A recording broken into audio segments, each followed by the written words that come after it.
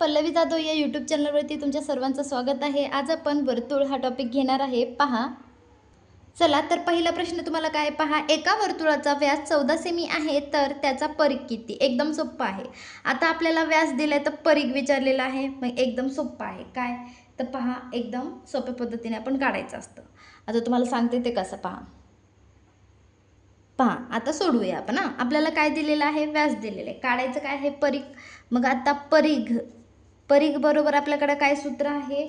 तर पाय डी। काय सूत्र आहे? पाय डी। आता पायची किंमत किती? 22/7 गुणिले डी। डी फॉर डायमीटर म्हणजे व्यास किती आहे? 14 आहे। आता 5 7 एके 7, 7 दुने 14, 22 दुने 44। हे काय झालं? आपला परिघ झाला। हे असा आपण हा प्रश्न सोडवला। पहा पुढचा प्रश्न काय आहे, एका वर्तुळाची त्रिज्या 21 सेमी आहे तर त्याचा परिघ किती? मग एकदम सोप्या पद्धतीने सोडवायचं। काय तर पहा, परिघचं सूत्र तुम्हाला सांगितलं मी, काय पाय डी आहे। तर किमती टाकूया। पहा पाय डी। आता परिघ काढायचा आहे। मग आता पायची किंमत 22/7, डी फॉर डायमीटर असतं। मग हे किती असतं? त्रिज्याच्या दुप्पट असतं। मग त्रिज्या किती? 21, 21चे दुप्पट। 7 एक 7, 7 त्रिक 21। आता पहा 22 गुणिले 3 गुणिले 2 ह्या सर्वांचा जर गुणाकार केला तर किती येतं? 132 सेमी। हे काय झालं? आपलं उत्तर। पहा पुढचा प्रश्न काय दिलेला आहे, एका वर्तुळाचा परिघ 110 सेमी आहे तर त्या वर्तुळाचा व्यास किती? आता वर्तुळाचा व्यास काढायचा आहे। मग पहा वर्तुळाचा व्यास बरोबर सूत्र काय असतं आपल्याकडं? सी भागिले 22/7 असतं। मग आता सी आपल्याला किती दिलेलं आहे? सी आहे आपल्याकडे 110 गुणिले करताना हे उलटं होतं, व्यस्त होतं ना, मग 7/22 होईल।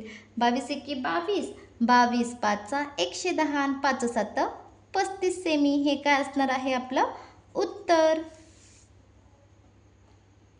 पहा इथे आपल्याकडे पुढचा प्रश्न आहे, एका वर्तुळाचा परिघ 176 सेमी आहे तर त्या वर्तुळाची त्रिज्या किती?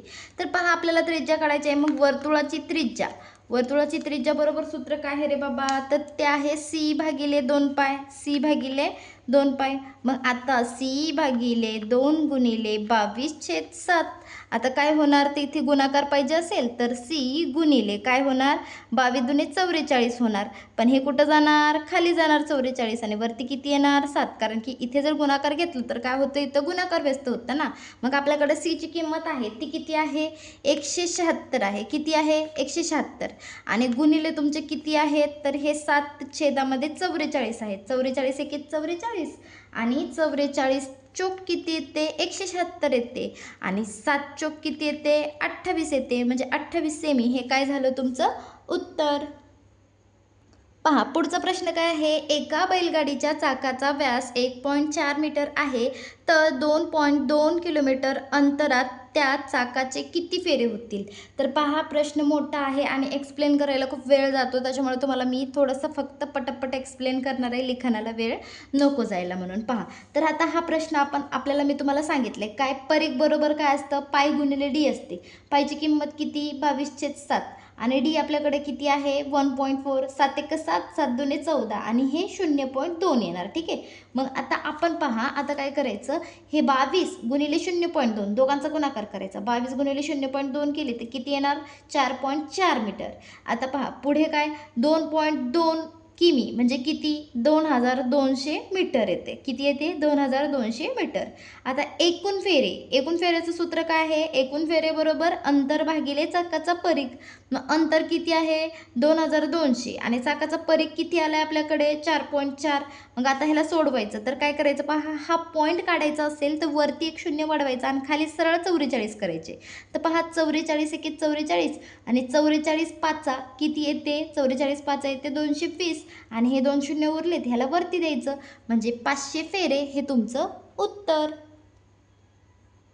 पहा पुढचा प्रश्न आपण पाहूया, एका चाकाचे 4.4 किमी अंतरात 2500 फेरे होतात तर त्या चाकाचा व्यास किती? आता इथे व्यास काढायला सांगितले तर आपण तसंच सोडवायचं। काय, चाकाचा परिघ बरोबर काय असते? कापलेले अंतर भागिले एकूण फेरे। मग कापलेले अंतर किती? 4.4 किलोमीटर आणि एकूण फेरे किती आहेत? 2500 आहेत। मग आता पहा याला सोडवूया। चाकाचा व्यास किती असतं? सी भागिले 22/7। आता मग सी आपल्याकडे किती दिलेलं आहे?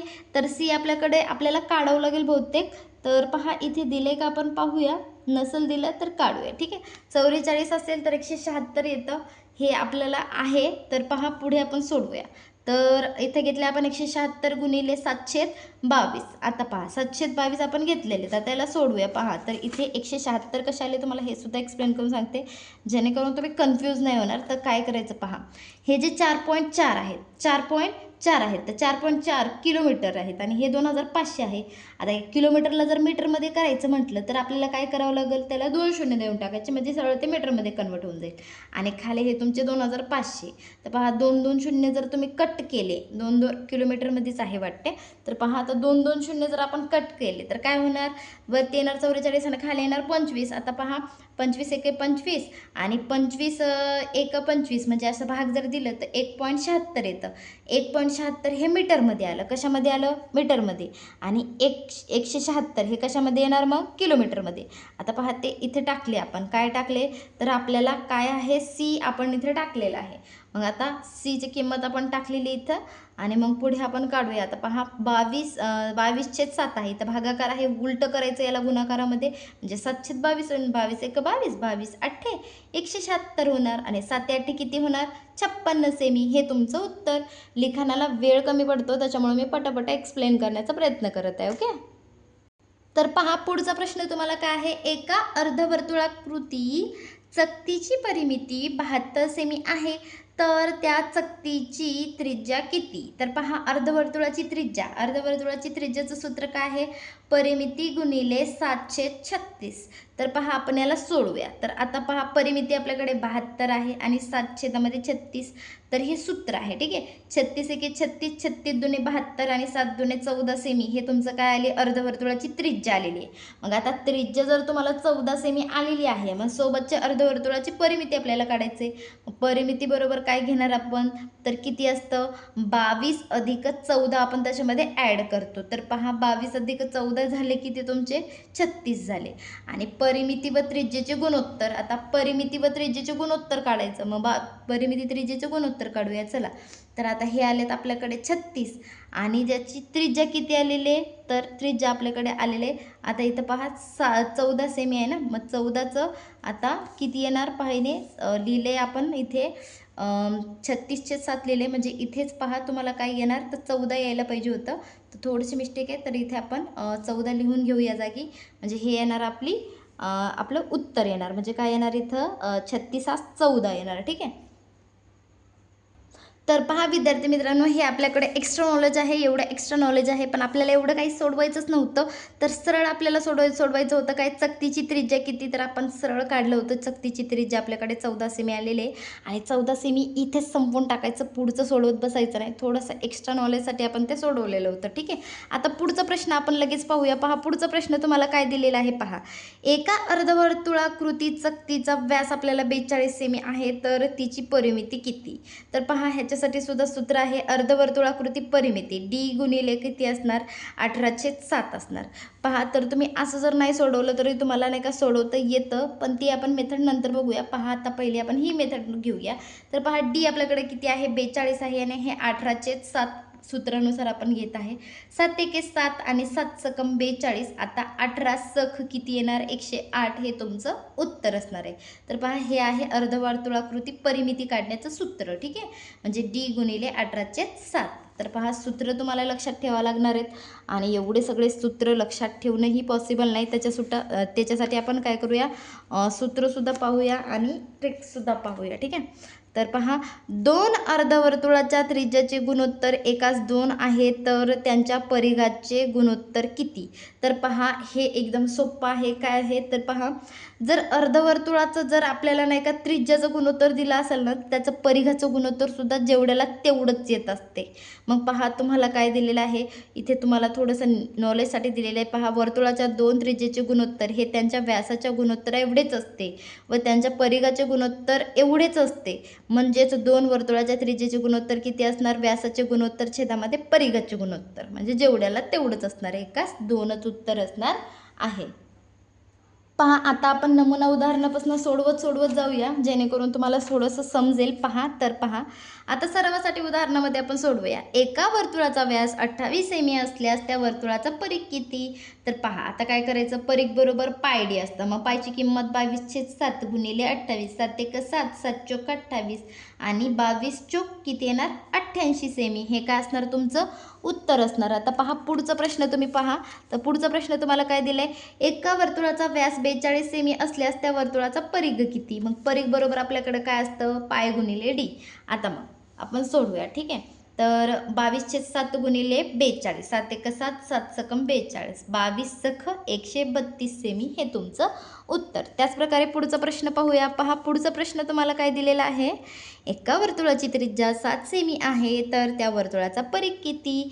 परिघ बरोबर काय 2 गुणिले 22/7 गुणिले आर. आर फॉर काय असणार आपली रेडियस म्हणजेच त्रिज्या. तर पहा 2 गुणिले 22/7 आपण घेतले आणि गुणिले आपले रेडियस म्हणजे त्रिज्या किती दिलेले 7. मग आता 7 × 7, 7 × 7, 22 2 44 सेमी हे आपलं उत्तर. आता पहा याच प्रकारे पुढचाही प्रश्न आपण पाहूया. थोडंसं फास्ट एक्सप्लेन यासाठी करत आहे कारण की भरपूर जणांचे पोलीस भरतीचे पेपर 14 तारखेला आहेत, त्याच्यामुळे थोडंसं फास्ट त्यांच्यासाठी कवर झालं पाहिजे म्हणून. पहा एका वर्तुळाची त्रिज्या 5.6 मीटर आहे तर त्या वर्तुळाचा परिघ किती? परिघ बरोबर 2 गुणिले 22/7 गुणिले आर. आता हे 2 गुणिले 22/7 गुणिले आर किती आहे 5.6. मग 7 × 7 आणि 7 पहा आपण 7 × 8 = 56 येते. किती येते 7 × 8 = 56 येते आणि हा पॉईंट आहे ना म्हणून हा पॉईंट आणि 0 द्यायचा म्हणजे 0.8 येतात. ठीक आहे. आता 2 गुणिले 22 गुणिले 0.8 सगळ्यांचा गुणाकार केला तर 35.2 मीटर हे तुमचं उत्तर. पहा विद्यार्थी मित्रांनो, अशाच प्रकारे जर तुम्हाला संपूर्ण टॉपिक हा हवा असेल तर मला कमेंटमध्ये सांगा, मी पूर्ण एक्सप्लेन करून देते. कारण की वर्तुळ हा टॉपिक खूप मोठा आहे, तर तुम्ही म्हटलं तर मी सगळं एक्सप्लेन करेल. तर तुम्ही सगळ्यांनी मला कमेंटमध्ये नक्की सांगा, कारण की एवढं पूर्ण लिहित बसणं आणि एक्सप्लेन करणं ह्याच्यामध्ये वेळ मला घालवायचा नाही आहे, कारण की बऱ्याच जणांचा पेपर आहे 14 तारखेला. पहा वर्तुळ हा टॉपिक आपला खूप मोठा टॉपिक आहे. इथपर्यंत जवळपास वर्तुळाचा टॉपिक आहे. एवढं एक्सप्लेन करून देईन मी तुम्हाला, पण तुम्ही मला कमेंटमध्ये सांगा तसं. ठीक आहे.